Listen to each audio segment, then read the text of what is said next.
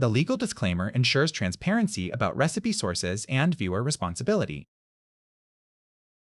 Soy sauce chicken is a glossy mahogany Cantonese classic, beloved from Chinatown windows to Malaysian family tables.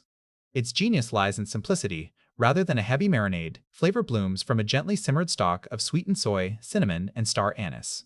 Poached slowly in barely bubbling liquid, the meat stays impossibly silky while the skin turns taut and lacquered. Sook Ching's homestyle masterclass relies on just 6 essential ingredients, serving the bird over crisp cucumber.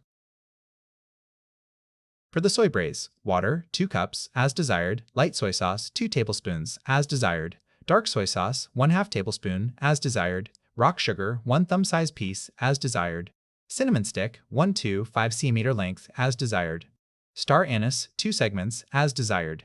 For the chicken 1 mana, as desired, cooking oil for brushing the cooked skin, as desired, to serve, cucumber sliced, as desired, tomato sliced, as desired, steamed rice to serve, as desired. Here are the written ingredient list.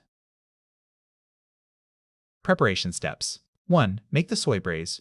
In a tall, narrow saucepan, bring the water to a boil with the light and dark soy sauce, rock sugar, cinnamon stick, and star anise. Stir until the rock sugar has completely dissolved.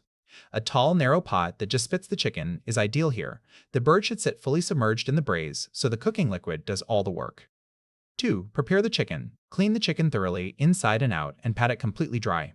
Remove any giblets from the cavity. For the most even cooking, take the chicken out of the refrigerator about an hour before you begin so it is at room temperature when it goes into the pot. 3. Get the cucumber and tomato ready. Slice the cucumber and tomato and arrange them on the serving dish, ready for when the chicken comes out of the pot.